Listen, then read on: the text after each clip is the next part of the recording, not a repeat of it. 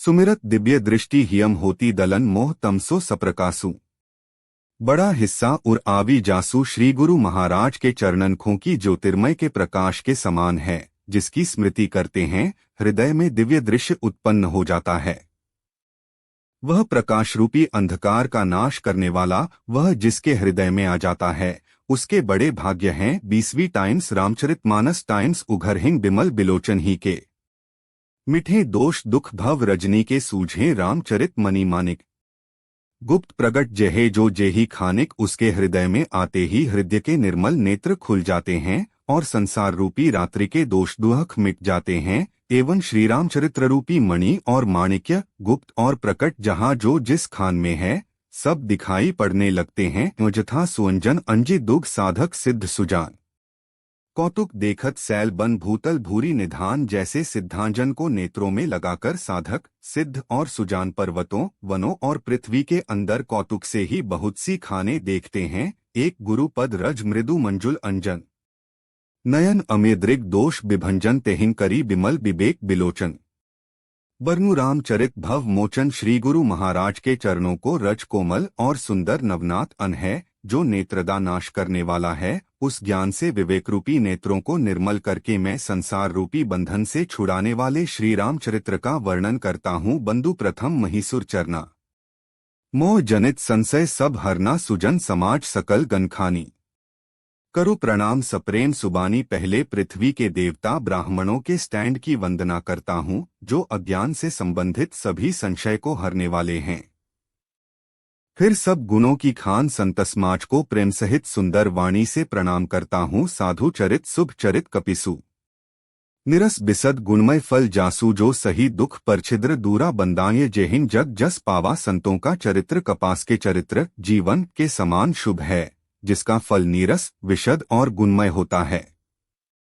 कपास की डोरी नीरस होती है, संत चरित्र में भी विषयासक्ति नहीं है, इससे वह भी नीरस है। कपास उज्ज्वल होता है, संत का हृदय भी अज्ञान और पापरूपी अंधकार से रहित होता है, इसलिए वह विशद है और कपास में गुण तंदुक होते हैं। इसी प्रकार संत का चरित्र भी सद्गुणों का भंडार होता है, इसलिए वह गुणमय है।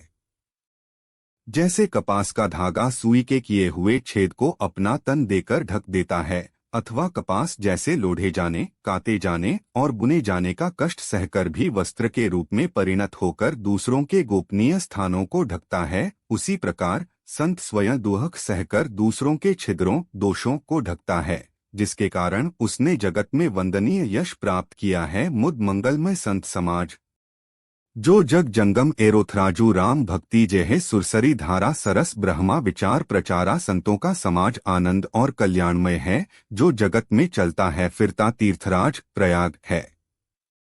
जहाँ उस संत समाज रूपी प्रयागराज में राम भक्ति रूपी गंगा जी की धारा है और ब्रह्म विचार का प्रचार सरस्वती जी हैं। विधि निषेधमय कलिमल हरनी, करम कथा रबिंदनी बरनी, हरि हर कथा बिराजती बेनी।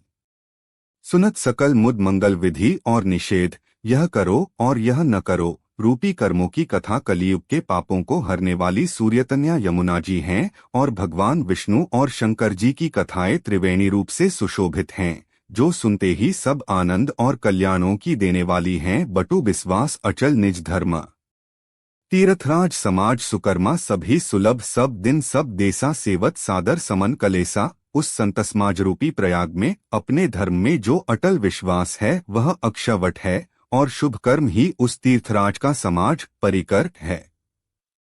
वह संत समाज रूपी प्रयागराज सब देशों में सब समय सभी को सहजही में प्राप्त हो सकता है, और आदर पूर्वक सेवन करने से क्लेशों को नष्ट करने वाला है। अक्त अलौकिक एरोथरा दे सद्य फल प्रगट प्रभाव, वह तीर्थराज अलौकिक और अकथनीय है एवं तत्काल फल देने वाला है। उसका प्रभाव प्रत्यक्ष है, सुनी समुझे जन मुदित मन मज्जहिं, अति अनुराग लहें चारी फल अछत तनु। साधु समाज प्रयाग, जो मनुष्य इस संत समाज रूपी तीर्थराज का प्रभाव प्रसन्न मन से सुनते और समझते हैं और फिर अत्यंत प्रेम पूर्वक इसमें गोते लगाते हैं, वे इस शरीर के रहते ही धर्म अर्थ काम मोक्ष चारों फल पा जाते हैं। मज्जन फल पेखिए तत्काला, काक हो पिक बकऊ मराला सुनी आचरज करे जनी कोई सत्संगति महिमा नहीं गोई। इस तीर्थराज में